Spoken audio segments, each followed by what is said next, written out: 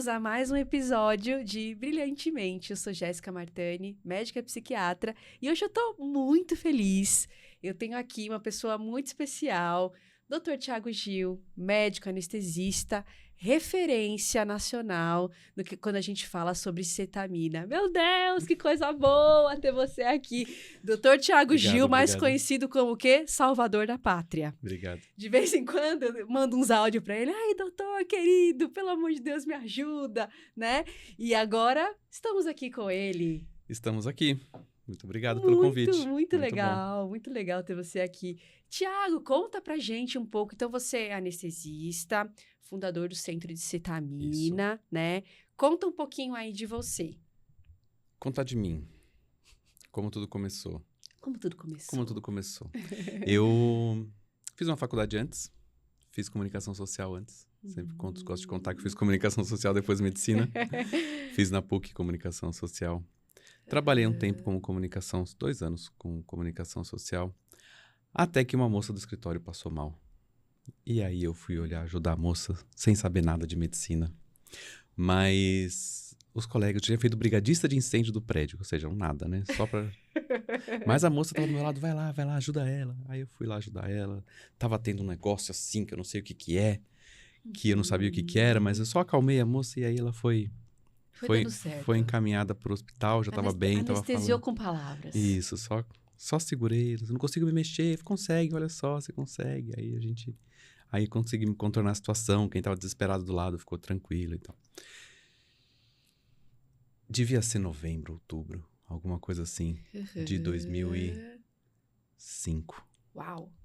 E aí, minha mãe é médica, meu pai também, mas eu liguei pra minha mãe e falei, mãe, o que você acha que ela tinha? Será que eu matei a mulher de ter posto ela no táxi e mandada pro hospital? Aí ela, não sei o que você tinha não, mas você acha que tinha que fazer medicina. Vou testar. Deixa eu testar. Só que era o último mês, assim, de vestibular aberto, então não tinha mais vestibulares abertos, né? Todos eram fechados. Não tinha aí eu prestei... Eu me inscrevi em Santos e me inscrevi na Unicid, que era onde estava aberto ainda. Mas eu pensei, eu não vou mudar para Santos. Vou testar a Unicid. Deixa pra lá. Vou tentar a Unicid. É o que estava aberto. Não tinha mais nenhuma outra universidade aberta no vestibular. Mas fazia mais de 2 anos que eu tinha feito... Eu tinha feito a última vez, há 6 anos atrás, algum cursinho. Depois eu fiz PUC, 4 anos, trabalhei 2. Então fazia 6 anos que eu nem sabia nada disso. Mas fui fazer a prova da Unicid. E passou. E passei. Gente, 47º. que inteligente. É outra coisa, Uma época né? eu tava relaxado, porque eu tava relaxado. Passei na primeira lista, 47º de 50. Quero medicina. Passei. E aí deu certo, não foi. Que legal. E conta pra gente, né, gente? Hoje o tema vai ser sobre cetamina. A gente vai conversar sobre os grandes mitos da cetamina, as indicações, vamos falar de depressão refratária. Hoje é o dia que a gente tá com um master especialista aqui. E aí, né, até vamos tentar resolver também as dúvidas, né? E, Thiago, conta pra mim, assim, que ideia foi essa de você falar sobre cetamina? Aí eu fiz medicina. Aí eu achei que eu devia fazer alguma especialidade que não fosse restritiva, porque eu sempre achei especialidades clínicas, cardiologia, coração, só coração, muito restrito. Ou pneumologia, só pulmão é muito restrito. Cirurgia é sempre aquela mesma 5, 6 técnicas. Eu achava muito restrito isso, mas no meu internato, conversando com outros médicos durante a parte prática da medicina, eu percebi que eu gostava mais dos processos do que dos órgãos. E eu pensei em fazer infectologia, e aí um outro médico falou, mas é porque você gosta do processo. Eu falei, puxa, é o processo, né? Porque aí o processo eu uso em outras coisas. E eu pensei, vou fazer, acho que anestesia, porque anestesia é um processo. Eu sou uma especialidade, é uma especialidade que você não está ligado a um órgão, a um comportamento, a uma série de doenças. Você está ligado a um processo. Sim. Né? O processo de anestesiar essa pessoa, que é mais ou menos matar sem deixar morrer, né? É isso que a gente faz. A gente tira as sensações, tira os reflexos, cuida dessa pessoa. Acho que é o cuidado máximo que alguém pode ter com outra pessoa é a anestesia, né? Porque eu tomo conta da sua respiração, da sua temperatura, do seu posicionamento, da sua pressão. É um trabalho muito meticuloso. E 1 a 1, né? Um médico, um paciente. Esse é o trabalho, acho que cuidado mais intenso, assim, que a gente tem, né, de uma pessoa, é o ato anestésico. Mas ele é um processo, no fundo, né? É um processo que ajuda você a passar por um período difícil da sua vida. né, seja uma cirurgia que você tem que fazer, mas o anestesista está lá para tornar a sua vida mais tranquila para passar por aquele processo, né? Você pensar, antes da anestesia não existia nem cirurgia. A cirurgia era amputação, basicamente. Quem permitiu o desenvolvimento da cirurgia foi a anestesia. Né? Então, se eu tenho... Antigamente as pessoas desmaiavam e era isso, né? Fazia no seco. Tem um né? filme No muito seco. antigo chamado Corredores de Sangue, Corridors of Blood, eu acho que é isso. Que conta o início da anestesia. E que a cirurgia tinha que ser feita em 30 segundos para amputar uma perna e 90% de mortalidade, né? Mas com as técnicas anestésicas e o cuidado anestésico se desenvolvendo, você consegue desenvolver a cirurgia também. Hoje a gente toma isso com uma coisa banal, mas é uma coisa super interessante. E a primeira vez que eu vi uma paciente, isso ainda no internato, tinha feito uma hack anestesia, então aquela que dá nas costas, né, para ter bebê. E eu tava do lado dela, assim, né, do lado do anestesista, e ela anestesiada da cintura para baixo, a barriga aberta, o útero aberto, o bebê saindo, e ela olhando para cima e sorrindo. Falei, cara, que mágica é essa? Olha só. Que bruxaria é essa?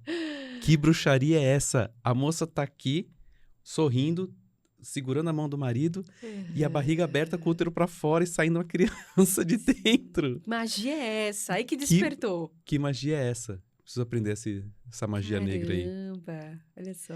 E aí eu fiz anestesia, então achei isso sempre muito legal, a anestesia, por conta de ser um processo, por conta de ter um entendimento, por conta de ser bem pragmático, que acho que é bem parecido comigo, ser bem pragmático. Isso é bem a minha personalidade, assim, né? Durante a anestesia, a gente usa a cetamina como um anestésico. Ele é o único anestésico endovenoso, anestésico geral, diferente. Então, existem os hipnóticos, que são os que tiram a consciência, que todo mundo conhece o Propofol, como o do Michael Jackson.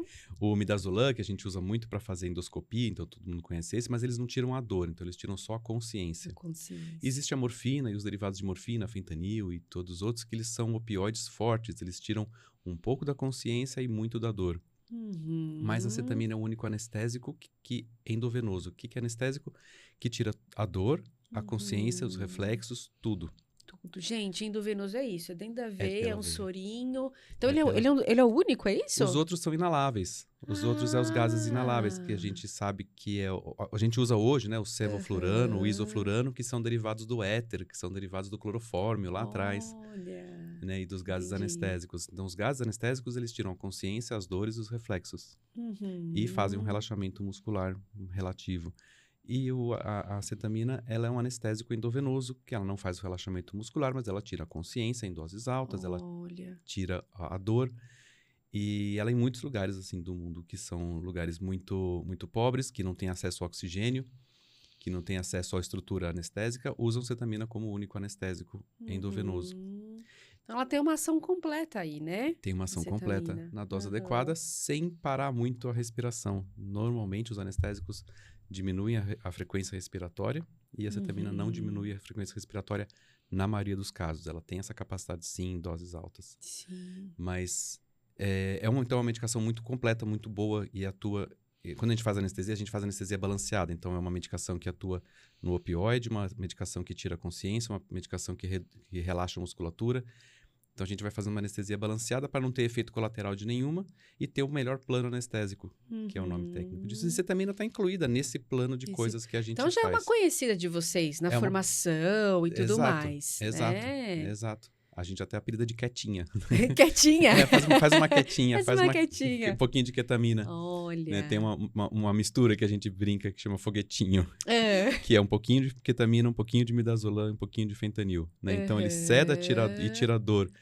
E aí, a gente usa para sedação processual. Vamos dizer que eu tenho que pôr um ombro no lugar ou fazer um dreno de tórax, né? Quando tem acidente, né? Enche de sangue no tórax, tem que drenar esse sangue. Isso é uma coisa que dói, mas é uma coisa de 30 segundos. De 30 segundos, entendi. Então, a gente usa a cetamina com outros agentes para fazer uma sedação processual, que é o termo mais técnico. Para tirar de carro, tirar de acidente também, porque é uma sedação processual. Então, você faz a cetamina ali no carro, com a pessoa presa, com o fêmur quebrado, né, com a perna quebrada, faz intramuscular, tira ela lá de dentro anestesiada, dá o suporte ventilatório e aí você já atende ela. Então, é uma medicação muito boa, muito versátil. Às vezes, para fazer endoscopia, colonoscopia, a gente usa também. Aí faz a utilização. E olha que interessante, né? Porque, inclusive, até contando um pouco da minha história e com a cetamina, eu soube da cetamina há alguns anos atrás, há pouco tempo, e assim, é interessante a gente conversar sobre isso, né? Como é que eu, psiquiatra, tenho tanta amizade aí com anestesista, como que surgiu, né, tudo isso? Então, assim, na psiquiatria a gente tem alguns casos que a gente tenta fazer de tudo, né? Sim. Então, a gente começa com uma medicação, essa medicação a gente vai até dose alta, paciente ainda tem sintoma, a gente coloca outra, e quando você vai ver, você tá, assim, com um paciente polimedicado e não melhorou. Sintomas de depressão, sintomas de transtorno afetivo bipolar. E aí é muito interessante, porque a cetamina, como um agente de tratamento para depressão refratária, isso é relativamente novo, né? E aí que vem a minha pergunta, né? Como é que você foi tanto para essa área, que eu acho que hoje em dia é a sua Sim. área de maior É a única área atuação, que eu atuo né? hoje. Como que foi isso? Tipo, nossa, eu vou ir para cetamina para tratamentos. Foi estudando para anestesia mesmo, né? Porque estudando Olha, para anestesia mesmo, porque a gente vai sempre estudando, sempre lendo coisa, e uma hora eu parei lá, a cetamina trata a depressão. Como assim trata a e depressão? como assim, né? Que história é essa que trata a Aham. depressão? Eu lembro do meu internato. Na psiquiatria foi a única vez que eu tirei 10,5 de uma média. Aê! Por que eu tirei Tem o pezinho 10,5? lá. Porque na época era a época do H1N1, onde tinha gripe e aí o Ministério da Saúde mandou todas as escolas médicas colocarem uma pergunta, né? Tinha uma coisa assim, e aí eu tive que... eu tava no módulo de psiquiatria e teve que incluir uma 11ª pergunta na prova sobre a gripe. E aí eu acertei Uhum. todas e metade da gripe. Metade da... E aí Entendi. eu tirei 10,5 na prova. Olha. Cheguei pro professor, que era um psiquiatra, falei, cadê meu 10,5? Tiago, a média é um conceito, Aí, ó. não é um número fixo. Mas então, eu lembrava de como que funciona, que era você tá me falando que Sim. algumas horas, alguns minutos, 40, 50 minutos, levam um alívio. Não, tem alguma coisa errada nesse artigo, deve ser mentira. Sim. Aí eu fui ler outro, aí eu fui ler outro, aí eu fui ler outro. Aí você vai acabar vendo isso... Isso em que ano que você começou a se ligar 2017. disso? 2017. Tá vendo como é recente? Que eu acho que foi mais ou menos na época que eu fui até o centro também, Você deve ter vindo em 2019, por aí. Acho que foi na época, foi no ápice da pandemia. 20, então. É. E aí eu vi que tinha um monte de artigo, aí eu fui procurar, bom, se isso aqui funciona assim, é uma coisa tão simples que eu faço coisas bem mais complexas e... Não, tem alguma coisa errada nisso aqui. Fui procurar gente que fazia isso, então, assim, tem artigo, aí eu fui descobrir que tinha uma cena americana gigantesca. Isso. Tinha duas sociedades, não, nessa época tinha uma sociedade de médicos que se chama Kyria, que se juntavam para falar sobre cetamina, porque não tinha... tinha artigos de universidades, mas não tinha prática clínica. A universidade são pessoas estéreis, né, limpas, então você seleciona aquele perfil para fazer um teste dentro de um ambiente controlado. Mas cadê as coisas no dia a dia? Cadê as coisas com pessoas não tão controladas assim? E não tinha nada, mas nos Estados Unidos tinha uma cena gigante acontecendo. Olha. Falei, é um conhecimento que eu preciso ter. É assim como a gente faz em anestesia. A gente tem um conhecimento, em psiquiatria também. Eu vou fazer um curso de sono, né? Que você faz uma especialização em sono. A gente também faz em anestesia. Eu vou fazer um curso de ultrassom, para usar ultrassom para localizar nervos e anestesiar nervos. nervos. Você teve a sacada de eu falei, eu preciso ter eu quero um curso que nem a gente faz, de curso de anestesia pediátrica, curso de, né, alguns cursos extras assim. Eu quero um desse, porque eu vou estar lá no centro cirúrgico. Eu trabalhava em alguns hospitais com psiquiatria nessa época, né, dentro do hospital. Não vai demorar para um psiquiatra falar, olha, eu preciso de um anestesista para fazer isso aqui para mim. Sim, olha que sacada. E o Thiago foi um dos pioneiros aí nessa parte. Você foi até pro exterior ver Aí eu fui isso, procurar, né? onde que tinha, aqui no Brasil tinha um psiquiatra que tinha começado alguma coisa, mas que estava aí muito em desacordo com algumas regulamentações do ato anestésico. Não quis continuar conversando com ele. E eu eu achei nos Estados Unidos um médico, um anestesista, que tinha uma experiência desde 2014, já tinha 3 anos de clínica, em que ele me aceitou lá, eu paguei um estágio para ele, e eu fui até o Oregon, em Portland. Olha, que E passei legal. 15 dias com ele, porque o ato anestésico, né, a sedação que a cetamina causa, eu já sabia fazer. Então, isso não é um grande Sim. problema. Mas como que você conduz? Por onde o paciente entra? Onde ele senta? Quem que eu trato? Quem que eu não trato? Como é que O que eu conduz isso espero depois, né? de efeitos colaterais? Como que eu espero isso antes e depois? E eu fui com ele. Que Foi o Henrique Abreu. legal, que Ele foi o médico que me legal. ensinou. E você ficou lá em Oregon. Eu fiquei 15 dias com ele, eu Que entendi como as legal. coisas funcionavam. Me ensinou, olha, tem essa sociedade médica, tem aquela outra sociedade, tem isso, tem aquilo. Me mostrou a cena toda. E dali Uhum. pra frente eu fui entrando nisso, eu fui entrando cada vez mais, cada vez mais. Aí isso foi indo e acabou que hoje eu faço só isso. Faz só isso e é super conhecido, gente. Não tem quem não conheça, pelo menos os psiquiatras, né? A gente só tem amigos psiquiatras e psicólogos, e temos ele, um amigo anestesista. Aê! Que legal. E assim, né? Então, gente, só pra gente, né, fazer um aparato de tudo. Então, cetamina é uma droga anestésica. É uma droga anestésica É e ela foi inventada como um anestésico endovenoso, justamente como eu contei, faltava um anestésico endovenoso para diversas situações médicas importantes no arsenal das indústrias farmacêuticas. Uhum. E a busca por uma medicação anestésica endovenosa tem as suas vantagens e desvantagens em relação à inalatória, né, os gases anestésicos. Foi uma busca que aconteceu em 1950.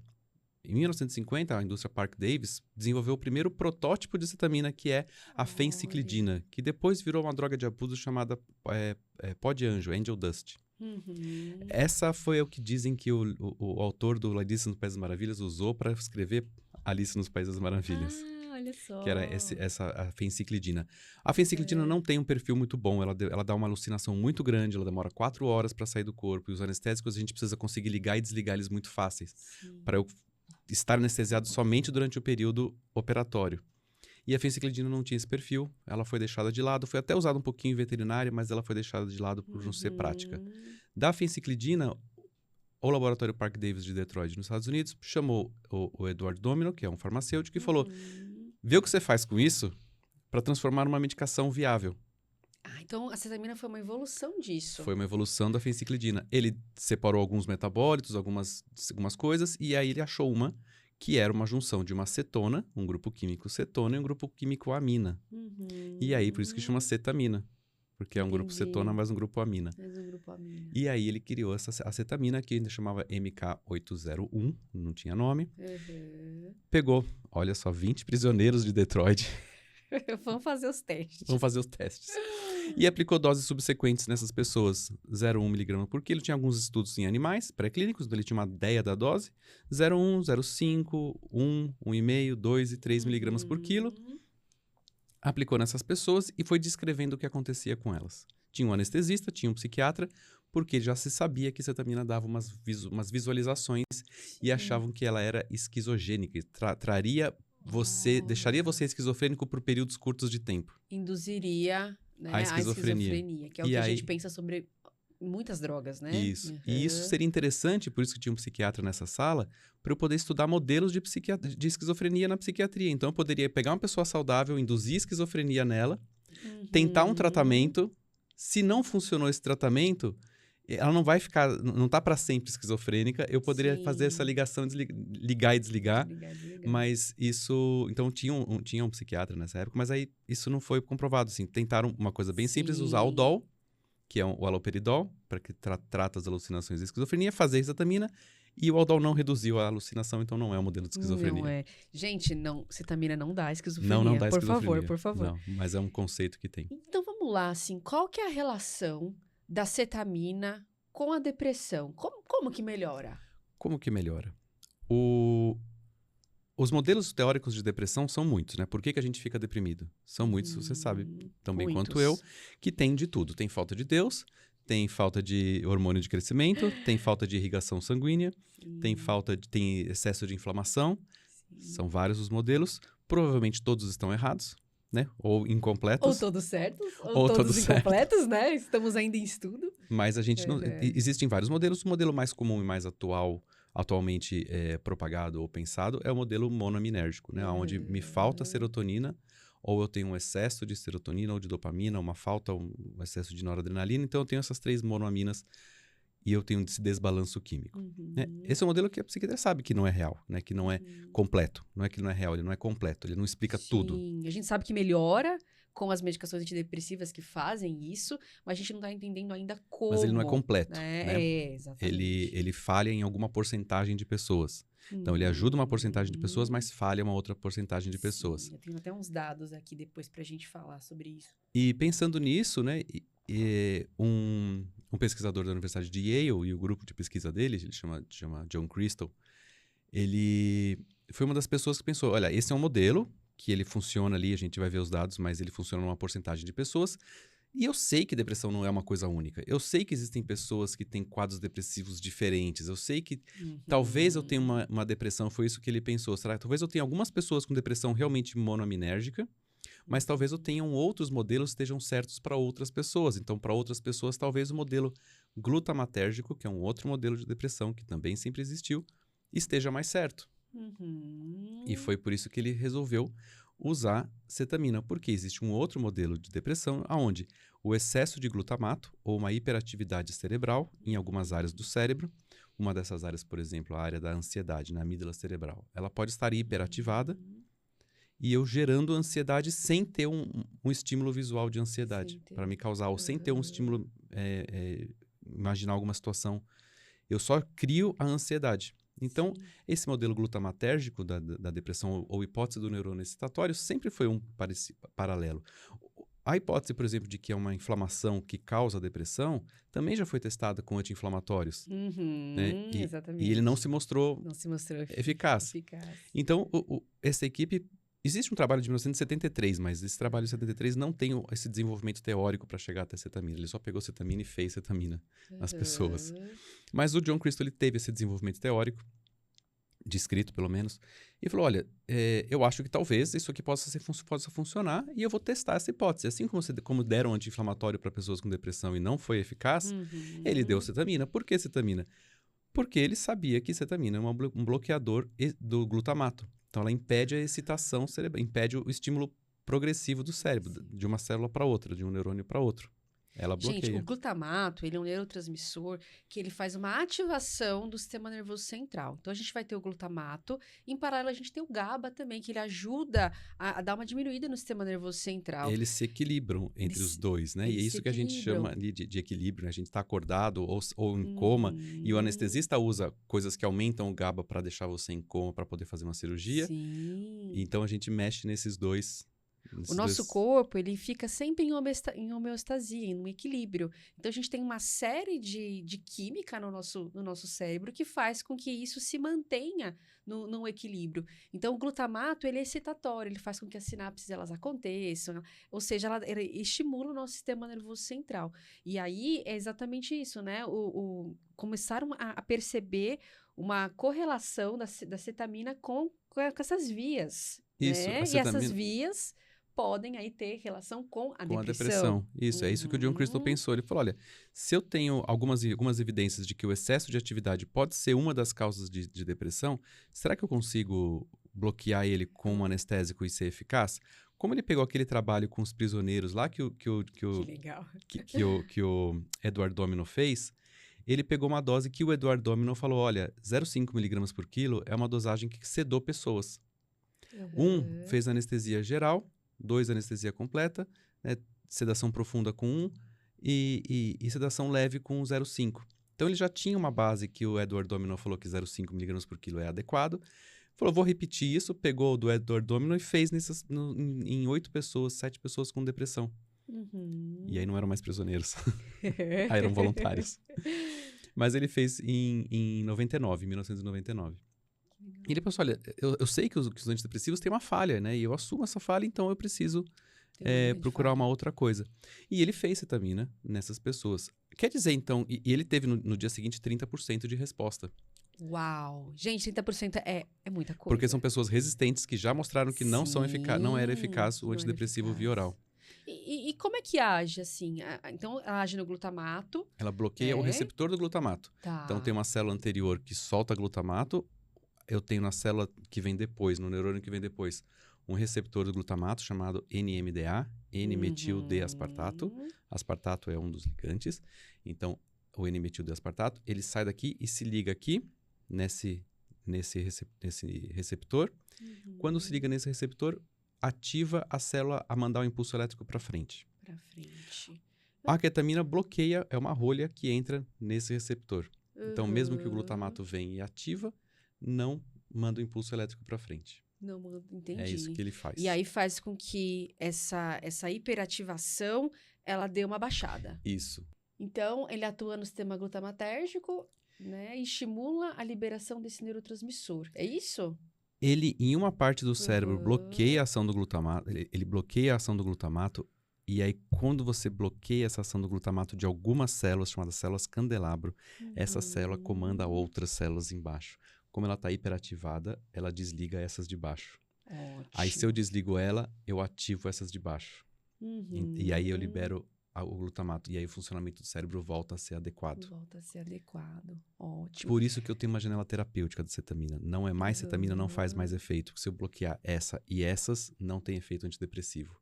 Se eu bloquear só essa, eu tenho ação antidepressiva.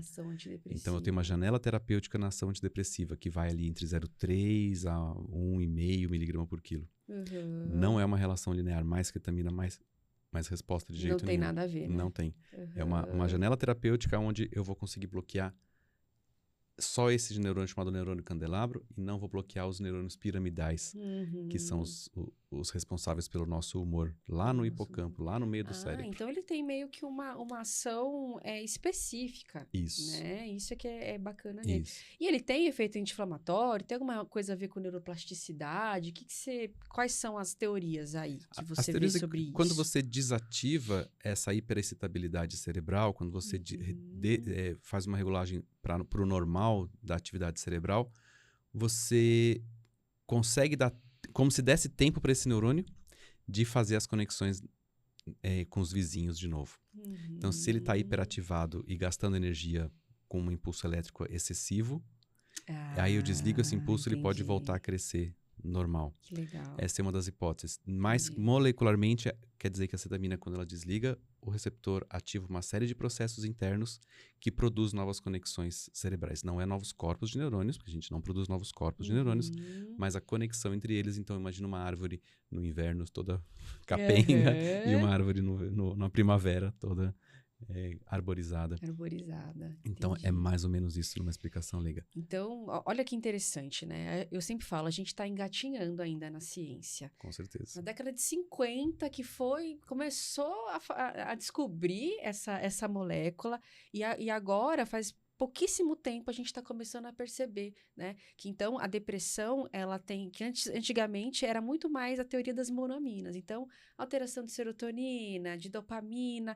Hoje, a gente já está estudando outras coisas. Então, que não é só a questão da quantidade de neurotransmissores, mas também da conexão entre os neurônios. Isso, né? Da rede neural como um todo. A rede neural. E não quer dizer que o modelo glutamatérgico está certo também, porque ele não atinge 100% das pessoas. Sim. A gente trata 70%, 75% das pessoas. Então, Olha existe só. ainda 20% que a gente tem que descobrir o que acontece. E a gente ainda está tentando entender quais são as origens. Então, temos aí questão da parte inflamatória, eixo cérebro-intestino. Então, tá tudo muito embrionário ainda. A questão também dos hormônios, da parte do cortisol. Então, são várias teorias aí para explicar os porquês da nossa depressão. E que bom, né, que a gente tem aí pesquisadores, né? O doutor também é um pesquisador nessa área. E pra gente que é psiquiatra, a gente fica muito feliz, porque muitas vezes a gente se vê sem rumo. Eu trouxe até alguns dados bem interessantes quando a gente faz o tratamento da depressão, né? Então, 30% a 40% dos pacientes depressivos, eles não respondem ao tratamento. Mesmo a gente usando o antidepressivo na dose certa e no tempo certo, né? Então, 60% a 70% não atingem a remissão completa. Ou seja, uma coisinha melhora, mas, doutora, parece que falta algo, eu ainda não estou 100%. E 20%, então, depois de 2 tratamentos que a gente faz, a pessoa ainda não se recupera totalmente da depressão, né? Então, hoje, a cetamina, ela vem como um caminho para a gente na depressão refratária. O que é depressão refratária? É quando a gente utiliza um ou mais antidepressivos de classes diferentes, né? Pela dose certa, na dose máxima e no tempo ideal. Então, muitas vezes a gente coloca 2, 3 antidepressivos, muitas vezes a gente associa com medicações antipsicóticas, a gente associa até mesmo com psicoestimulante, que é um dos últimos que a gente faz também para depressão refratária, aí segundo até o Stoll, né, que é a nossa base da psicofarmacologia. E aí a gente fala, meu, não é possível, eu já fiz de tudo. É antidepressivo, é psicoestimulante, é antipsicótico, o negócio não vai, né? E aí, nesses momentos é que eu pego o celular. Aê, Tiago, mestrão, pelo amor de Deus, chama ele de salvador da pátria, né? O que você acha desse caso aí, né? E a gente passa aí pra cetamina. E é muito interessante, gente. Eu chamo ele de salvador da pátria porque é real mesmo. Eu tenho casos, meu, de muita tristeza, que a gente estava há anos e há anos patinando, parecia que enxugava gelo, né? E o paciente, ele fica muito triste também. Ele fala, meu, não é possível, eu tô tomando, sei lá, 5 remédios, 7 remédios, o negócio não vai. E aí foi pro Dr. Tiago Gil, e agora, meu, tá super bem, a gente já deu uma diminuída nas medicações, a gente tá até com uma projeção de tentar reduzir ao máximo e ficar só na cetamina, né? Então, conta pra gente, Tiago, como é que é o tratamento de depressão com acetamina? Quantas vezes que vai lá fazer? Por quanto tempo? Como é que é isso? A gente tem os estudos mais focados em dose única. Então, a maioria dos estudos faz dose única. Então, vai no hospital, tem que ser em hospital. Por que tem que ser em hospital? Porque é um anestésico. Contei pra você, é um anestésico que leva anestesia geral. Não adianta ir no puxadinho, não. Tem que ir direitinho lá com o médico anestesista. O negócio é sério. Não adianta ir no puxadinho. Faz anestesia geral? Faz. Ah, mas a dose é subanestésica. Você me falou que 0,5 mg por quilo causa uma sedação.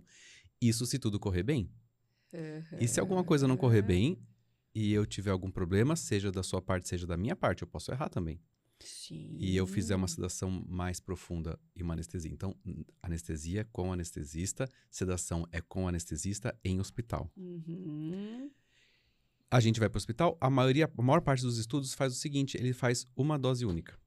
Tá. Então, ele pega pessoas daqueles 30% que não responderam à medicação, fazem uma infusão endovenosa, então tem que ser pela veia para ser a parte mais eficaz, aonde o anestésico mais bem absorvido, e dura 40 minutos a aplicação dessa medicação, de 0,5 mg por quilo em 40 minutos. Esse é o mais estudado. Eu sei que depois, no terceiro dia, depois da aplicação, eu vou ajudar dessa população que eu fiz, 30% das pessoas. Então, esse é o primeiro trabalho. Olha só. Não é milagroso, gente. Tem uma... Se é milagroso, não é medicina.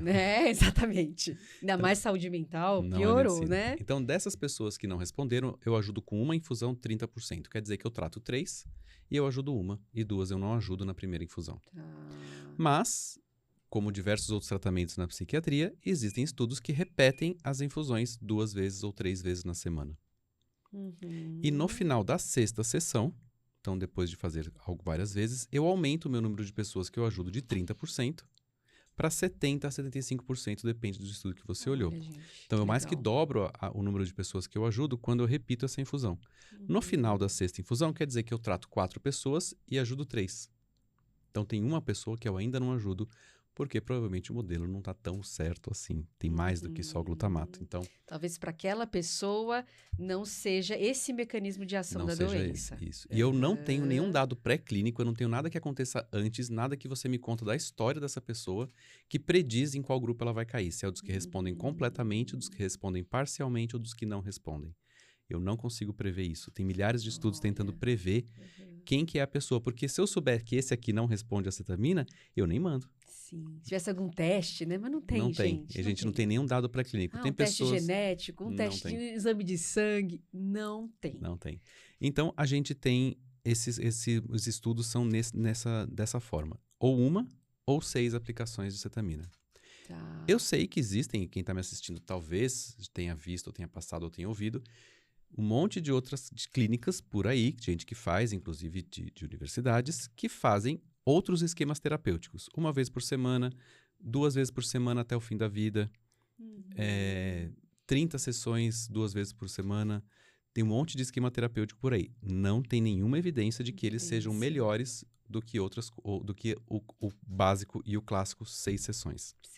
Essas sessões não tem problema de ser uma aqui, uma agora, ou 2 na semana? Tem que ser 2 ou 3 vezes na semana. Quando tem um trabalho de mundo real, então de clínica real, que fez 1 vez na semana e teve uma resposta inferior aos trabalhos de 2 vezes por semana. Olha só, gente. Então, tudo é baseado aí nas evidências, nos estudos. Então, é um sorinho de 40 minutos, mais ou menos, umas 2 vezes por semana aí, né? E tem efeito colateral, doutor? Como é que funciona isso? Os efeitos colaterais, eles são próprios do ato anestésico. Então, é uma sedação e eles são próprios do ato anestésico daquela sedação. Existe um efeito colateral que é chamado de dissociação, que é o mais comum e o mais famoso, pela que a ketamina é mais famoso. Cetamina, ketamina são a mesma coisa, só que cetamina é o termo certo, mas ketamina é mais fácil de falar. É só isso, mas é cetamina. Às vezes eu falo ketamina, às vezes eu falo cetamina. Mas o efeito colateral mais famoso é o efeito da dissociação. O que é a dissociação? Quem cunhou o nome de dissociação foi a esposa do Edward Domino. Quando ele chegou em casa e falou, mulher, você não sabe, eu fiz uma infusão em 20 prisioneiros e essas pessoas pareciam que eu não sei o que acontecia, mas elas estavam falando, mas eu podia cutucar o pé delas e não doía, não sentia, parece que estava separado a cabeça do corpo. Aí lá, mas eu não sei como escrever isso no artigo científico, a cabeça parece separada do corpo. Aí no jantar a esposa falou, tipo uma dissociação? Então a esposa que deu o nome. A esposa que deu o nome. A esposa que deu o nome. E o que quer dizer isso? Quer dizer que a cetamina é um anestésico que que vai desligando o sensório da pessoa. Então ela desliga os órgãos sensitivos da pessoa. Claro que no final eu quero uma anestesia geral, eu quero que você não tenha nenhum órgão sensitivo, nenhum órgão sensório. Sim. Mas aqui, como é uma sedação, ela diminui a atividade dos órgãos sensórios, começa pela pele, começa pelo tato. Então você interrompe a informação que vem do corpo para o cérebro dessa pessoa. E quando interrompe, o cérebro cria alguma coisa para você sentir, ele não fica vazio. Ele vai criar um ruído no cérebro.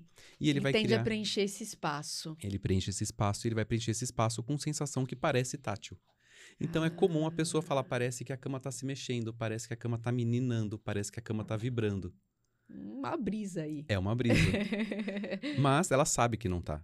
Então ela não perde a crítica. Ela fala, estou fazendo cetamina, estou aqui com o anestesista do meu lado, estou monitorizada, tenho cardioscópio, tenho oxímetro, tenho tudo e sinto que a cama está fazendo isso, mas eu sei que é mentira. Olha, ela tem essa... Tem essa crítica. Isso evolui até a parte da nossa visão, nosso órgão sensitivo talvez mais importante para nós. E ele também diminui a capacidade da pessoa enxergar. A cetamina também desliga a capacidade dela enxergar. Não desliga completamente, não é uma anestesia geral. Mas fica com uma visão dupla, fica meio embaçado. Quem lembra que é TV de tubo, parece que está vindo numa TV de tubo. E fica meio estranho de enxergar. E ela prefere fechar o olho e diminuir o estímulo. Tá confuso? Ela fecha o olho e diminui o estímulo externo. E aí o cérebro não tem não recebe nada do olho, ele cria no córtex visual ruído. E esse ruído vem em forma de cores, de texturas, vem em luzes. E aí a pessoa olha, ela parece que ela está enxergando mesmo, porque é produzido pelo córtex, né, pela parte do cérebro que enxerga. E então ela parece que está vendo mesmo, e ela vê isso e cria um sentido para isso que nem a gente cria sentido vendo nuvem.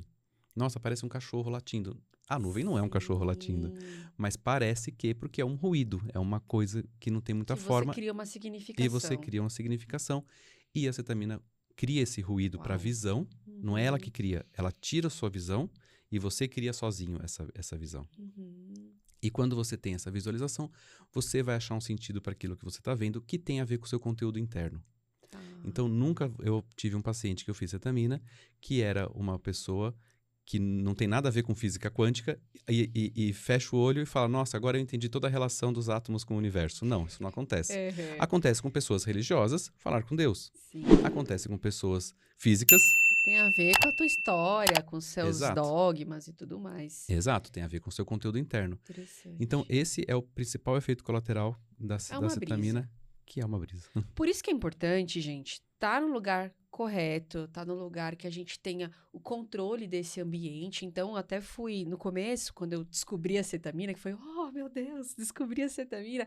Eu liguei pra ele e falei, meu, vamos se encontrar, eu quero ver como é que funciona isso, até pra ver se era seguro para meus pacientes. Porque a gente fica um pouco Sim. reticente, né? Quando eu fui lá, o doutor, ele organiza a luz, às vezes ele coloca até uma musiquinha. Pra quê? Pra que essa brisa seja uma coisa que não, né, que não assuste o paciente, nem nada. Então, é controlado, ele tá lá, ele fala, ó, tô aqui. E aí, o paciente, ele se sente mais seguro nisso tudo, Isso. né? Eu sei que eu vou desorientar aquela pessoa. Eu sei que eu vou tirar a relação dela com o mundo. Então, eu tenho que suplementar isso de alguma forma. Então, Tem que bancar, né? eu tenho que bancar. Eu explico para ela antes, eu lembro ela antes e durante também. Um exemplo de uma paciente minha, que ela, antes de ser minha paciente, um médico pegou cetamina e foi fazer dentro de um hotel com ela. Isso é criminoso. Mas ele roubou do hospital, vendeu para ela cetamina e falou, vamos no hotel e eu vou aplicar no hotel para você. Ele foi no quarto de hotel, aplicou, ele e o marido ficaram na sala e ela ficou sozinha no quarto. Com a cetamina aplicada de uma injeção. Não foi bem injeção, mas foi recebida de uma vez. E ela, num certo momento, sozinha, olhou pela janela, viu os passarinhos voando e pensou, nossa, voar deve ser tão legal. Nossa. Nossa, eu me sinto tão leve. Será que se eu fizer força eu consigo flutuar também? E ela pensou, acho que eu vou tentar flutuar junto com os pássaros. Aí algum estalo na cabeça dela falou, não, não, não, você tá sob efeito de ketamina, você tá, não, não, não, tá errado. Aí ela chamou o marido, falou, fica comigo aqui. Mas ela tava grogue, ela tava sedada. E aí o marido ficou com ela. E aí elas, meio perdidos, me acharam e não fizeram mais em lugares. Sim, tem que ser um ambiente controlado, né? E depois da infusão, chega a ter também, tipo, uma sonolência, algum outro Vai efeito ter náusea. colateral? Mulheres Náusea. jovens nauseiam mais com anestésicos. E aqui também é uma verdade. Mulheres jovens nauseiam com anestésicos e nauseiam mais com cetamina. Homens e adultos mais velhos e idosos não nauseiam, então eles não vão ter esse problema. Alguma dor de cabeça, muita gente tem uma cefaleia, tipo, toma aquele whisky ruim, sabe? Aquele rolê que não bateu direito. Sei. Vai ter isso, mas não tem nenhum efeito colateral permanente. Isso vai durar durante a infusão, tudo isso que eu te contei vai ser durante a infusão. Até o dia seguinte, algumas pessoas ficam um pouco mais sonolentas, parece que fizeram uma coisa, fica meio aérea. A maioria das pessoas, em 1 hora depois da infusão, já passou e já não tem mais nada. Tá? A maioria das pessoas vão ficar bem depois de 1 hora ou 2 horas da infusão. Alguns pacientes meus fazem 8 horas da manhã, meio-dia estão no trabalho. Já estão no trabalho, ó, que legal. Então, E depois, assim, tipo, pode dar alguma alteração do sono? Normalmente Tem algo positivo. Normalmente positivo. Normalmente a pessoa dorme melhor nesse dia, dorme mais profundamente, então ela relaxa mais, dorme melhor. E é importante que ela tenha uma noite de sono, porque é durante a noite de sono que aquelas arvorezinhas crescem dentro do nosso cérebro. Sim. Que os nossos neurônios, eles aumentam, eles crescem, é durante o nosso sono. O sono é super importante, Mas né? não há nenhum efeito colateral a longo prazo nas doses e nos tempos adequados que a gente usa para tratamento de doença psiquiátrica. Se eu fizer abuso de cetamina, que é o uso recreativo, é outra história. Então aí eu tenho outros efeitos colaterais. A frequência é maior, a dosagem é maior. Para ter uma ideia, uma pessoa que faz o uso recreativo usa aproximadamente 15 gramas por semana, 15 gramas. E a gente usa para fazer tratamento de depressão 40 miligramas. Então, olha, 1000 vezes a menos. Outra coisa, né? Gente, por isso que eu falo, aos meus pacientes, vocês têm cada ideia, não é porque a cetamina tem o tratamento que vocês vão fazer o uso recreativo. É completamente diferente o uso recreativo do uso para tratar. Então, tem um juízo nessa cabeça, pelo amor de Deus. A principal coisa é a dosagem, a via de administração, a pureza da medicação, que quando você faz o uso recreativo não é normalmente da versão humana, é da versão veterinária da droga. Né? A cetamina tem uma versão veterinária e tem uma versão humana. A versão veterinária, ela tem menos regulação do que a versão humana. Olha. Então, eu tenho outra pureza, né? E quando você faz... Quando faz a aplicação endovenosa, eu tenho um tempo de exposição à medicação. Então, você vai, durante 40 a 50 minutos, receber essa medicação. Quando eu faço uso recreativo, normalmente você vai pegar um tanto, aspirar, inalar, comer, não sei o que você vai fazer com ela, mas então você vai ter uma exposição menor à faixa terapêutica dela. E um pico maior, e um isso? pico maior. Então, quando você faz no tratamento, você consegue controlar o equilíbrio dessa medicação no sangue, vamos dizer assim. A gente sabe que está em alguma coisa entre 300 a 500 Ah, nanogramas por ml. olha só, gente, é outra coisa. Então, vocês não Então, me inventam. Ah, não, doutor, mas que eu fiquei sabendo. Meus pacientes têm umas histórias assim. eu sei, mas aí quando você passa, lembra que eu falei que tem uma janela terapêutica? Se eu passar desses 500 nanogramas por ml de ketamina no sangue, eu não tenho mais efeito antidepressivo. Aí, ó. Então não adianta eu pegar e fazer E uso não é uma recreativo. vez na vida. Ah, vou usar recreativamente, vou. Não. É o tratamento certinho. Aí o doutor ele vai analisar quantas vão ser as sessões, qual é a frequência, né? Isso. E muito interessante, porque hoje a gente tem muitos tratamentos para depressão refratária. Então, como a gente falou, a gente ainda está engatinhando nos estudos para entender qual é a gênese real da doença. E a gente tem algumas saídas para isso, né? Então, a cetamina, que é o que eu tenho mais indicado aos meus pacientes. E a gente tem também a eletroestimulação e a eletroconvulsioterapia. Doutor, você, que você acha em relação à comparação da cetamina com os outros tratamentos? Eu vejo Quais são eles, os estudos, eu assim? vejo eles como cartas na mesa. Então não vamos pensar Uhum. como uma escada. Se eu não fiz esse, então não é uma escada de potência ou uma escada de eficácia. Vamos pensar como cartas na mesa.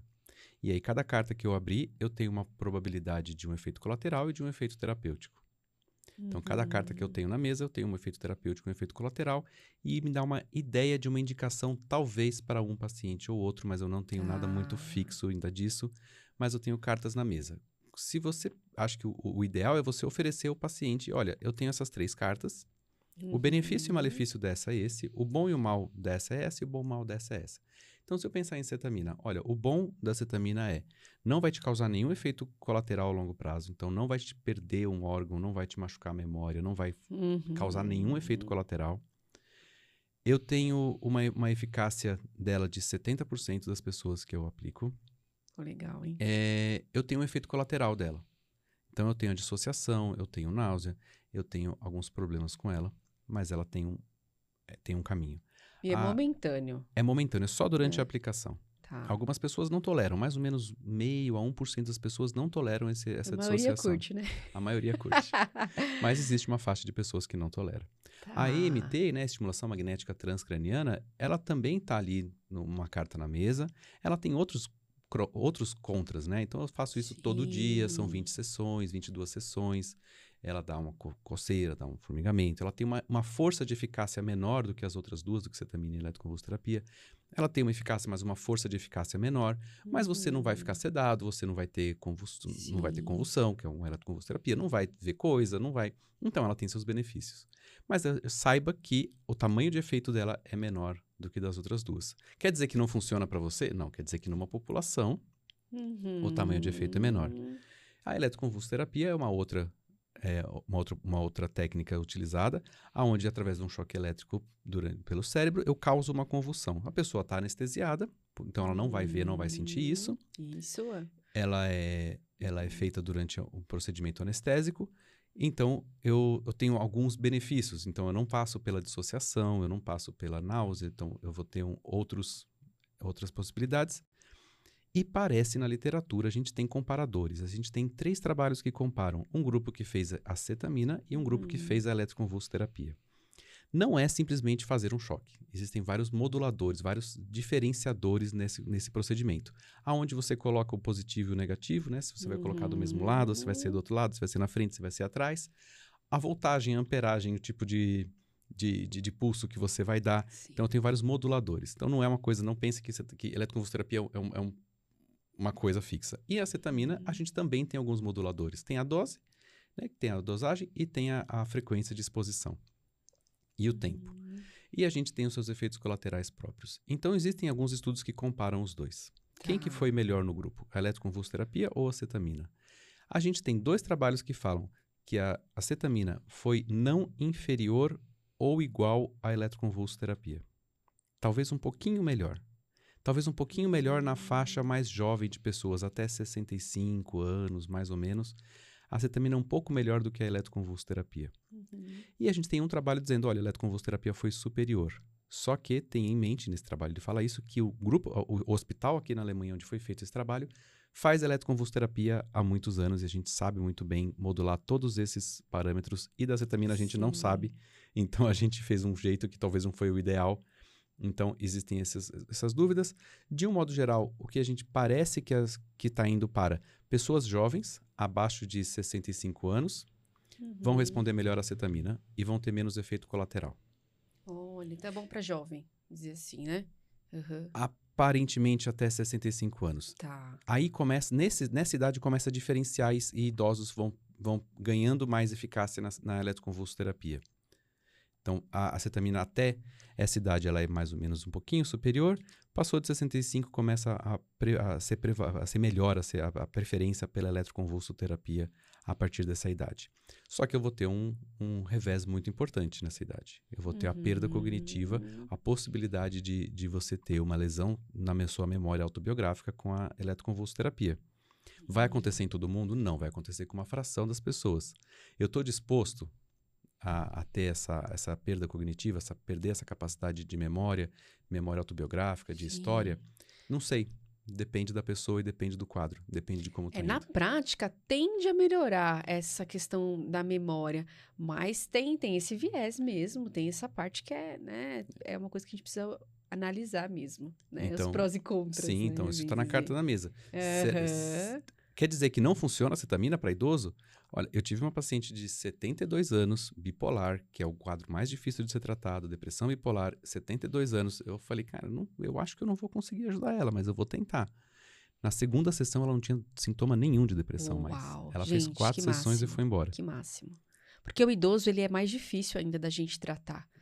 Idoso depressivo ou transtorno afetivo bipolar, porque já passou por, milhares de tratamentos, e hoje a gente tem alguns estudos falam sobre uma resistência também, até dos próprios, da própria sinapse, né, dos canais, da abertura dos canais. Então, quanto mais remédio a gente dá, ou trata errado, ou demora muito para tratar, a gente percebe uma resistência também. Então, por isso que os idosos são mais difíceis ainda. E essa é uma possibilidade porque a acetamina não funciona tão bem nos idosos acima dos 65 anos. Demora mais, a gente consegue tratar eles, mas eu não trato em 4, não trato em 5 sessões, eu trato em 10 sessões. Olha. Uma das opções, uma das probabilidades é porque realmente o idoso demora para criar novas conexões cerebrais, porque ele demora para criar tudo, demora para levantar da cama, demora um machucado demora para ser curado e demora para recriar essas conexões Eles neurológicas. são mais sensíveis às doses dos remédios também, tem interação medicamentosa, então já é uma população mais difícil mesmo, né, de tratamento. Que legal, legal que deu certo. Mas funciona para idoso também, não é que não funciona. Ali na taxa dos seus 60%, assim como a eletroconvulsoterapia também dos 60%, mas parece que existe alguma prevalência para idosos para acetamina. Quer dizer que idosos não respondem à acetamina? Respondem, demora mais e talvez respondam um pouquinho abaixo do que da eletroconvulsoterapia. Mas eu tenho um efeito colateral que eu tenho que saber se eu vou tolerar ou não. Então, acho que são cartas na mesa para a gente escolher. Uma coisa, pode ir para grávida? A acetamina não é aprovada para uso em gestante. Então, eu não tenho testes para uso em gestantes falando com certeza seguro. Né? Falta ainda estudo pra gente. Eu acho que a gente não vai ter esse estudo, porque não é muito ético eu pegar 100 mulheres grávidas e fazer cetamina e acompanhar se nasce com alguma deficiência, né? Então, a gente não vai ter esse estudo. A gente deve fazer isso em situações a gente faz anestesia com cetamina para grávidas acima do 3º trimestre, então depois que estiver no finalzinho da gestação. Que é quando já teve toda a formação e tudo mais. Isso, que o bebê já está formado. Em situações de emergência, onde eu vou pesar, vai morrer ou vou fazer? E eu faço anestesia. Mas grávida não pode tomar só depois das 10, não pode comer peixe cru, não pode tomar café, não pode fumar, não pode tomar água com gás. Não vai poder ketamina também. Sim. Né? Então, a gente vai fazer, eu faria, se eu tivesse uma indicação, uma consciência no final da gestação. Mas, risco à vida. Mas espera, né? Eu acho que é melhor esperar. Assim, se tiver um risco à vida, uma ideação suicida super importante, que é uma das indicações de cetamina, eu faria sabendo que avisa a família, avisa todo mundo. Olha, eu acho que não vai acontecer nada. Sim. A gente tem trabalhos que a gente faz em grávida, a gente faz em situações de emergência. Mas não é uma situação de emergência, não é eletivo. Né? Eu não escolho. Agora, se eu tiver que fazer... Eu acho que vai nascer com alguma deficiência? Não vai. Não vai. Mas assim, a grávida, por qualquer motivo, uma ideação suicida fortíssima, que vai prejudicar ela e o bebê, né, eu faço. Mas então eu tenho que pesar isso. Agora, eletivamente, eu tô fazendo cetamina, eu engravidei e vou continuar. Não, vai segurar. Parar e tal. Vai segurar, espera nascer. Aí a gente Aí a gente faz. Eu não vou prejudicar esse bebê, acho que não, mas possivelmente para sempre. Até porque a gente não tem esse embasamento, né? Não tem. Tipo, vou fazer e tal. A gente, né? Você pela experiência sabe que talvez não dê problema e tal, mas não tem estudo, não tem como a gente Mas a gente fazer, tem as né? grávidas que a gente atende em cirurgia, né? Apendicite em grávida acontece. Aham. Fratura em grávida acontece. E a gente anestesia. Anestesia com E a cetamina. gente anestesia com cetamina e dá tudo certo, não acontece nada, porque a exposição é muito curta. Então, sim. não é que eu tô dando pra grávida durante 20, 30 dias. Só naquele momento. É durante 40 minutos boa, e depois ela metaboliza isso e lá. Então, a probabilidade de dar algum problema pra criança é muito pequena. Mas eu tenho uma autorização pra grávida? Não tenho autorização pra grávida. Então, é diferente o conceito. Entendi.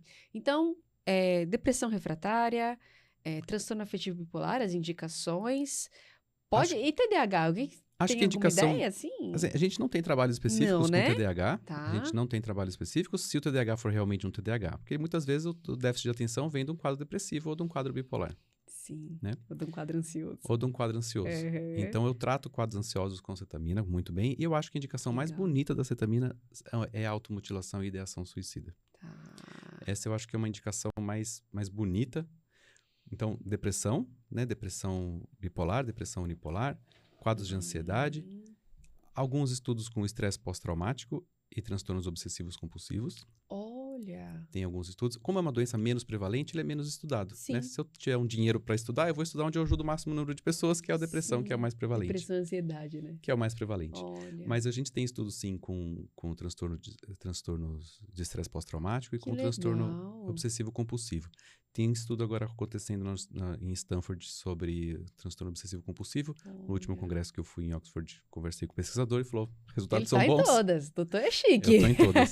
Se tem uma conversa de cetamina, eu tô no meio. Que legal. E tem bons resultados com... E no bipolar não pode induzir a mania? Como é que é isso, assim, na sua experiência? No transtorno bipolar, que é uma população mais difícil de ser tratada para quadro depressivo, ou quando está num quadro misto, né, com sintomas dos dois lados, a gente não tem ativação, não tem a transformação num quadro de mania. Isso já foi pesquisado, acho que em todos os trabalhos que se faz com cetamina para transtorno bipolar. Isso é a primeira preocupação de todos os autores, porque isso acontece com os antidepressivos tradicionais, monoaminérgicos, mas não acontece com a cetamina. Porque a gente fica pensando, nossa, a própria brisa que dá, e será que não pode induzir uma mania e tal? Mas até você pensando pela própria mecanismo de ação, né? De agir na parte glutamatérgica, então a gente pode até pensar que não, que dá uma baixada. Não sei se tem sentido, né? Sim, a gente tem um trabalho do Roger McIntyre, que é um pesquisador que é bem famoso, ele publica bastante coisa sobre cetamina, mostrando que diminui alguns pontos da irritabilidade, que é do quadro maníaco, que reduz a ansiedade, que reduz a agitação interna. Olha. Quando a gente faz a cetamina e provavelmente age como estabilizador de humor. Algumas pessoas até acham, olha, se eu consigo diminuir a ideação suicida, os pensamentos suicidas tão rápido, provavelmente ela também age na impulsividade e age na cognição. Sim. Então, é bem seguro para transtorno bipolar. Acho que para... Olha que legal, gente. Essa é uma pergunta, inclusive, que eu recebi no Instagram, né? Cetamina para TAB. E o transtorno afetivo bipolar responde bem. É uma população que não vai ter a virada maníaco, vai ter mais estabilidade e melhora no quadro. E eu acho que é um recurso bem importante para quem sofre com transtorno bipolar. Acho legal. Do suicídio... Até os médicos... tá super importante a sua vinda aqui hoje, porque muitos médicos psiquiatras também não sabem disso. Não. Que pode para TAB, que é seguro, que pode para TOC também, transtorno obsessivo compulsivo. Para médicos que querem evidências, existe revisão sistemática, que é o maior grau de evidência, que é a reunião de melhores estudos científicos, revisão sistemática mostrando que é seguro e eficaz para transtorno. Então, existe esse trabalho. Depois você vai entrar lá no meu Instagram, @cetamina, me chama e fala assim, Thiago, cadê o estudo que você falou que era para transtorno bipolar? E eu vou te mandar a revisão sistemática. Esse é mestrão, hein, gente? Esse aí falou, tá falado. Falou, tem que ter a referência embaixo. E eu vou te mostrar que existe segurança. Porque a nossa opinião na ciência não importa em nada. O que absolutamente importa nada. é o que realmente tem provas, tem evidência científica, né? E, gente, é muito importante, porque muitas vezes a gente fala, gente, eu não sei o que fazer. Meu paciente falou que vai se matar, e agora? Porque até a gente esperar o raio do antidepressivo fazer efeito, que é demorado, não tem jeito, né? Eu até falo, gente, eu até queria colocar um turbo aí na medicação, mas não tem jeito. Cada organismo reage de um jeito e muitas vezes a gente tem aí melhor em 15 dias, melhor em 2 meses, melhor em 3 meses, né? A fase aguda do tratamento e a gente fica sem saber, né? Então, é importante a gente saber que, olha, a cada 40 segundos uma pessoa se suicida aí né? A cada 46 minutos, uma pessoa tira a própria vida, tá? Então, a gente tem uma taxa de suicídio muito grande e essa taxa, ela aumentou aí em 18%, né? Nos últimos tempos e a gente precisa de alguma saída. E aí a cetamina vem, né? Em quanto tempo aí, pô, a pessoa tá com crise, querendo se matar e tal, foi pro centro de cetamina. E aí? Os trabalhos mais bem feitos sobre isso, eles vão te dizer que a redução na ideação suicida acontece em 24 horas, que é no dia seguinte. Porque as escalas que a gente vai usar para medir isso são mensuráveis em 24 horas. A métrica que a gente vai usar é 24 horas. Existem algumas métricas para você utilizar, algumas escalas, entrevistas estruturadas, que vão servir para você medir essa ideação suicida dessa pessoa. Então, elas vão dizer em 24 horas e até 72 horas com a redução dos pensamentos suicidas. Na minha experiência própria, que lembrando que experiência de profissional conta, mas conta pouco, eu tive pessoas que que em 15 minutos que a medicação começou a ser infundida, a pessoa olha para o lado e fala, o que eu estou fazendo? Olha, que demais, demais. Nossa, eu não consigo acessar agora essa ideia na minha cabeça de que eu não deveria existir. Eu não estou entendendo. Olha só. Puta família boa que eu tenho. Parece que, né, as coisas se reestruturam de uma você forma... Você tira assim, parece que você corta e tira fora a ideação suicida. Entra lá dentro do cérebro e tira a ideiazinha ruim, né? Tira os monstrinhos. Esse sentimento de menos-valia, de sentimento que não vale, que ninguém te gosta, que ninguém te merece. E suicídio é uma coisa super importante, né? A pessoa não morre, ela morre por suicídio. Não é só ela que morre, morre a família toda. Existem mais suicídios do que homicídios no Brasil. Mais pessoas morrem de suicídio do que de guerras, do que de homicídios no mundo. Então, é algo super sério. Se você conhece alguém que já morreu por suicídio, isso impacta a gente pessoalmente. Eu tive uma amiga de faculdade, de residência, não de faculdade, de residência, que veio a falecer provavelmente por suicídio. E isso é bem impactante para a gente, é um assunto muito, muito temerário para mim. Eu quero esclarecer que a cetamina existe duas formas. A forma endovenosa, que é a que a gente está discutindo aqui, e existe um produto que é da forma intranasal, onde você aplica pelo nariz e é absorvido pela mucosa do nariz. A molécula que tem dentro é a mesma, a via de administração é diferente e com isso os resultados são diferentes. A via endovenosa, a gente tem diversos trabalhos mostrando a redução da ideação suicida, já explico por onde. A via intranasal não tem essa absorção, esse tempo que eu contei para você de uso da medicação, que ela fica no corpo, não é igual.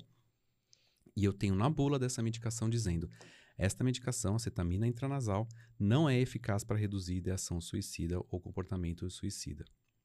Eu tenho estudos, a Aspire 1, que é um dos estudos que procuram a evidência de que essa aplicação pelo nariz reduz a ideação suicida e ela não conseguiu. Nos 2 congressos que eu fui ultimamente, inclusive no congresso de Oxford, quem escreveu esse trabalho chama Gerald Sanacora. Cheguei para o Gerald Sanacora e falei para ele, por que você fala que a medicação intranasal reduz a ideação suicida? Você sabe que não reduz. Não, eu sei que não reduz, mas teve alguns problemas que a gente colocou que não reduz. Olha ele só. sabe que não reduz. Então, na bula está dizendo, essa medicação não reduz a ideação suicida, mas os propagandistas, mais a indústria, mais os palestrantes falam que sim. E não é brincadeira. Não é brincadeira. Quando você está oferecendo uma medicação que sabidamente, que está na bula, que você sabe que ela não é eficaz para um quadro tão grave como ideação suicida, você não só oferece essa medicação, como você nega a outra, que é comprovadamente eficaz. E isso é uma falha de ética médica.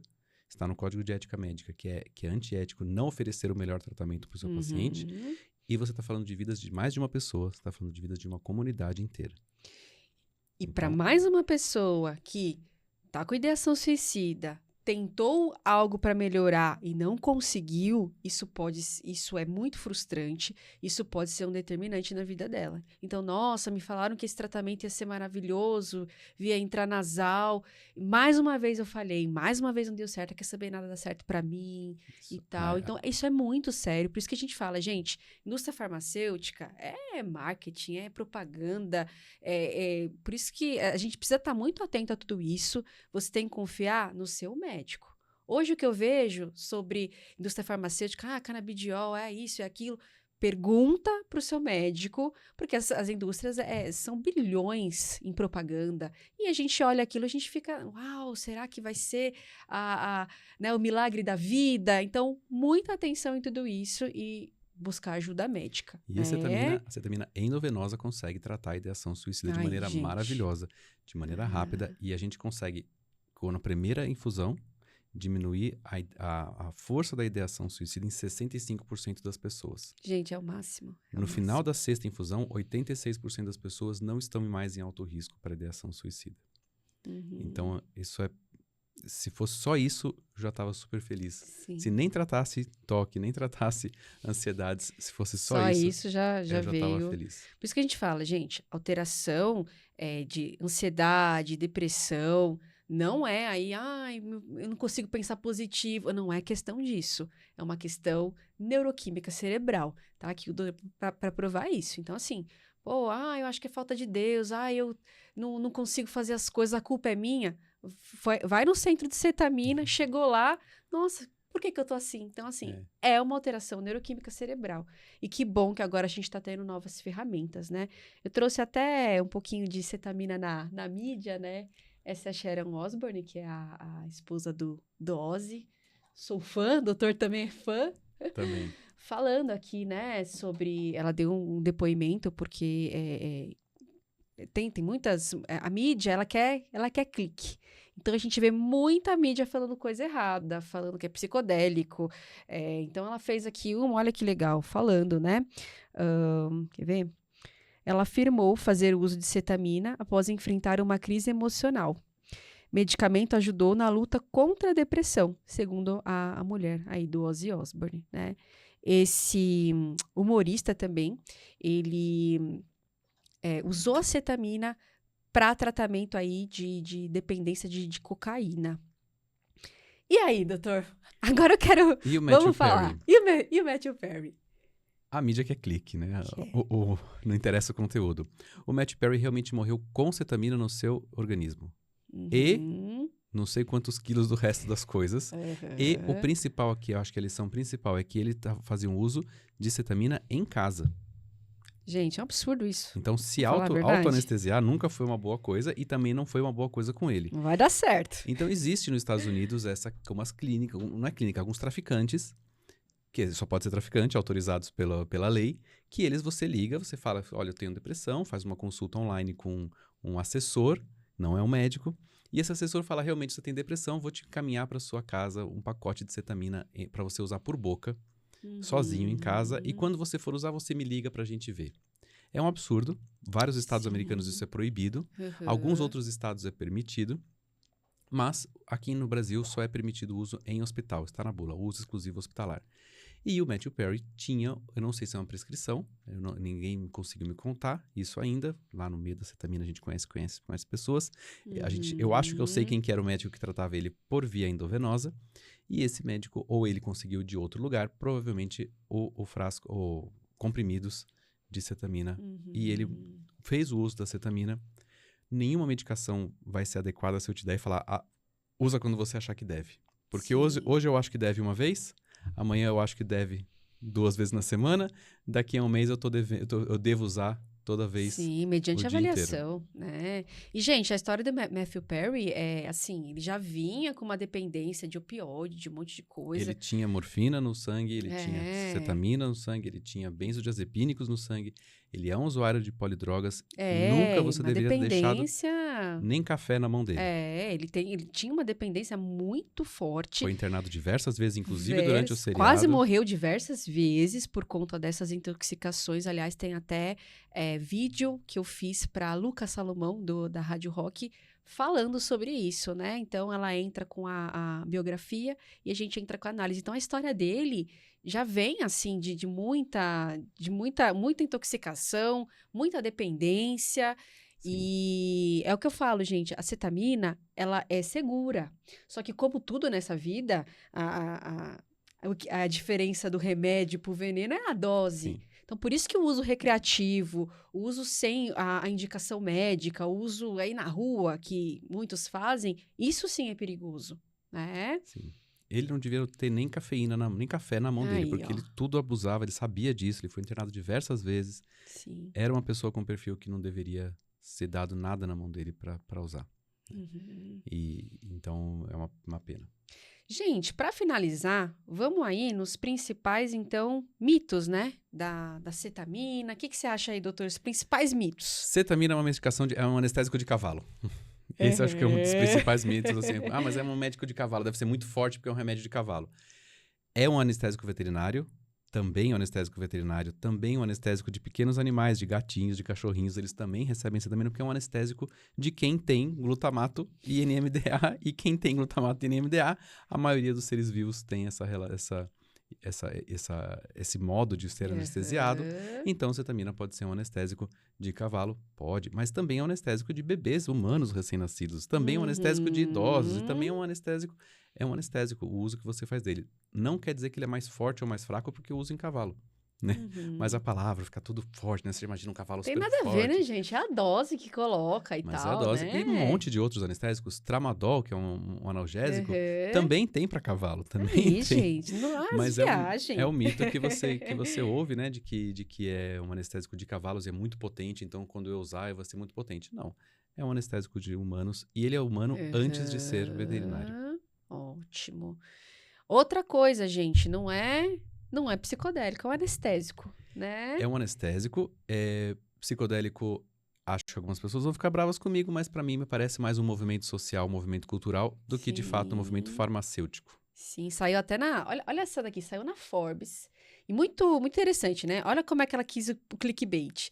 Psicodélicos são usados contra o mal que mais incapacita trabalhadores. E aqui embaixo, bem pequenininho, a cetamina é um anestésico, ou seja, a pessoa sabe, mas isso aqui, ó, dá mais clique, né? Dá mais clique e, por um lado, também aumenta, né, o medo, né? Ah, meu, mas o que é isso e tal. Então, a gente precisa ter uma mídia mais responsável, porque a cetamina, ela vem aí como um caminho muito bom pra gente, e quando a gente se depara com algumas mídias como essa, né? Ah, conheça a cetamina, a droga que matou, Matthew Perry, isso aí acaba sendo mais uma dificuldade do paciente. Aquele paciente, ele já tá inseguro, ele já tá triste. Então, assim, a gente precisa ter uma mídia mais consciente também, né? Me ajuda, né? Me ajuda aí. Já é difícil. Muita gente não sabe, mas a heroína, que também é uma droga, ela é um análogo, parecido com a morfina, que a gente usa morfina em cirurgias e usa em hospital para dores importantes, né? Então, e a cetamina também é uma medicação que pode ser feita o abuso, mas também tem o seu efeito terapêutico. Mas não aparece na TV, né? Não sei quem fez cirurgia usou heroína, um análogo da heroína.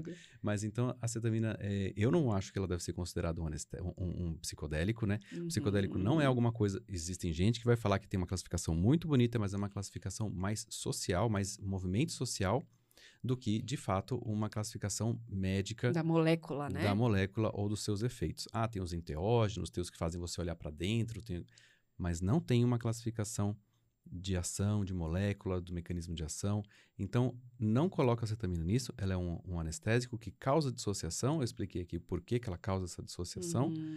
E não faz você ver outros mundos. Faz você ver o mundo interno. Faz você ver as coisas que fazem sentido para você. Sim. Então, não é um psicodélico. Então, gente, pelo amor de Deus, não vem com ideia. Ideia nada a ver, né? É um anestésico. Bom, gente, olha, hoje o episódio foi super importante. Poxa, a gente pôde definir aí o que é depressão refratária, como é que a cetamina age, as indicações, as contraindicações. Então, acho que foi bem aí esclarecedor. E é isso, gente. Não esqueçam de seguir aí, né, Dr. Thiago Gil. Qual que é o seu @? @cetamina no Instagram ou cetamina.com.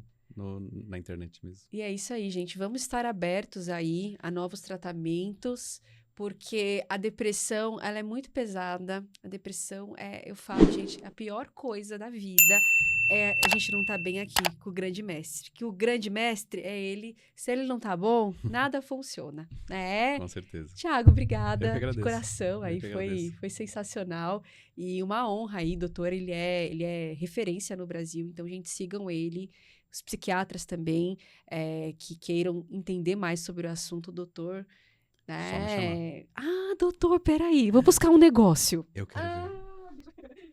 Já tá esquecendo já. Presente. Um presente. Abre aí. Ah, uma meia. Uma meia. Que legal.